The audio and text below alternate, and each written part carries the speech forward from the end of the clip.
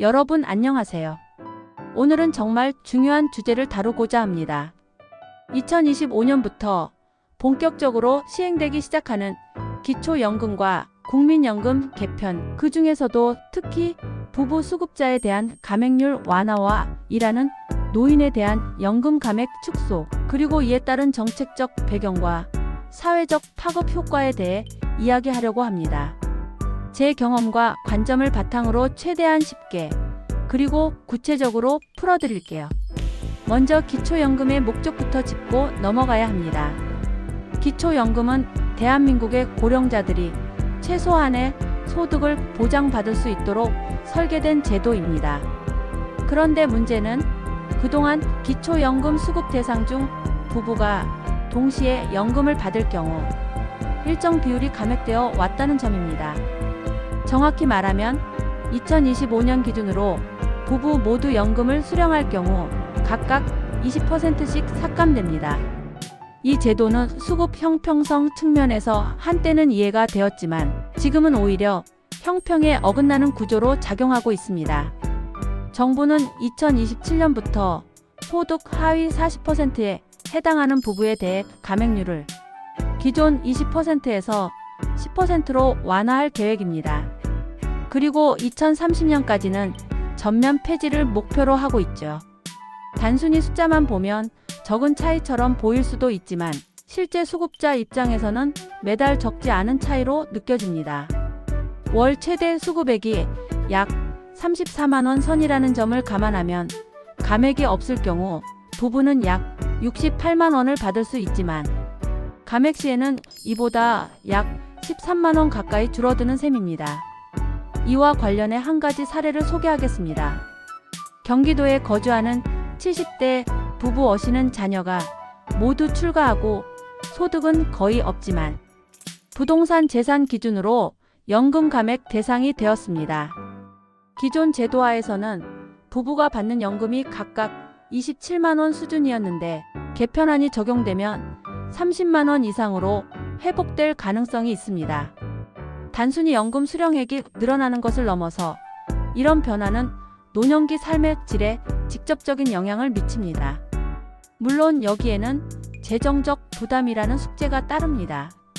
정부는 부부 감액 완화에 따른 추가 재정 소요를 5년간 약 1조 3천억 원, 전면 폐지 시에는 2조 원 이상으로 예상하고 있습니다. 이런 점 때문에 재정의 지속 가능성 논쟁도 피할 수 없는 상황이죠. 하지만 저는 이렇게 생각합니다. 고령 인구가 증가하는 사회에서 최소한의 소득 보장과 인간다운 삶은 우선시되어야 할 가치입니다. 복지 정책은 투자라는 관점에서 접근할 필요가 있습니다. 또 하나 주목할 변화는 국민연금과 관련된 부분입니다. 현재는 일하는 노인의 경우 일정 소득 이상을 벌면 국민연금 수령액이 감액됩니다. 구간별로는 월 100만 원 초과 시 5%, 200만 원 초과 시 10% 이상 감액되기도 합니다. 이런 제도는 고령층의 경제활동을 억제하는 결과를 낳고 있습니다. 이에 따라 정부는 2027년부터 1구간과 2구간에 해당하는 일하는 어르신의 연금 감액을 폐지할 방침입니다. 이를 통해 약 9만 명 이상의 고령 근로자들이 직접적인 혜택을 받을 것으로 예상됩니다. 사실 우리 사회의 고령층 다수는 은퇴 후에도 생계를 위해 일할 수밖에 없는 구조 속에 있습니다. 통계청 발표에 따르면 2024년 기준 65세 이상 노인의 54%가 생계를 위해 일하고 있으며 이들 중 절반 이상은 월 평균 150만 원 이하의 소득을 올리고 있습니다. 이런 현실을 고려하면 연금 감액 제도는 오히려 부정적인 요인을 제공한다고 볼 수 있습니다. 개편안이 시행되면 이들에게는 단지 몇만 원의 연금 차이를 넘어 삶에 대한 희망과 안정감이 생길 수 있습니다.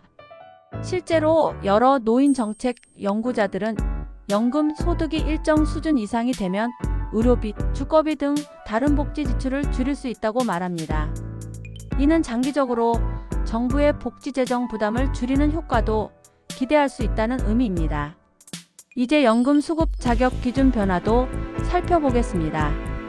2025년부터 단독 가구의 소득인 정액 기준은 월 228만 원, 부부 가구는 364만 원으로 상향됩니다. 이는 각각 기존보다 약 15만 원 이상 높아진 수치입니다. 수급 대상을 확대함으로써 더 많은 고령자가 연금 혜택을 받을 수 있도록 조정하는 정책입니다. 제가 보기엔 이는 단순한 제도 변경이 아니라 저소득 고령자 중심의 복지 정책을 전국민적 소득 보장 체계로 확장해 나가려는 의도로 해석할 수 있습니다. 하지만 모든 변화에는 명암이 있습니다. 일각에서는 기초연금 확대가 오히려 국민연금 제도의 신뢰를 떨어뜨릴 수 있다고 우려합니다. 기초연금이 점점 국민연금보다 더 많은 혜택을 주는 구조가 될 경우 국민연금 보험료를 납부할 유인이 줄어들 수 있다는 것이죠. 이런 시각은 충분히 일리가 있으며 이에 따라 전체 연금 구조에 대한 종합적 검토가 필요하다는 주장이 힘을 얻고 있습니다. 정부도 이러한 점을 인식하고 있습니다. 현재 논의 중인 연금개혁안에는 수급 개시 연령 상향, 보험료율 조정, 자동 조정장치 도입 등의 내용이 포함되어 있습니다. 아직 구체적인 법안은 마련되지 않았지만 공론화는 계속되고 있으며 사회적 합의가 필요한 단계입니다. 제가 현장에서 느끼는 가장 큰 문제는 바로 정보의 단절입니다. 제도는 계속 바뀌는데 정작 어르신들께서는 무엇이 바뀌었는지, 어떤 혜택을 받을 수 있는지 잘 모르십니다. 제 주변만 해도 기초연금 수급 자격이 확대되었는데도 불구하고 본인이 받을 수 있다는 사실조차 모르는 분들이 많습니다. 주민센터나 복지상담, 창구의 역할이 그만큼 중요하다고 생각합니다. 정책은 제도와 숫자로만 이해되는 것이 아니라 그것을 필요로 하는 사람의 삶을 통해 실현됩니다. 그래서 이번 기초연금과 국민연금의 개편은 단지 행정적 변화가 아니라 한 사회가 고령층을 어떻게 대우하고 있는지를 보여주는 척도라고 생각합니다.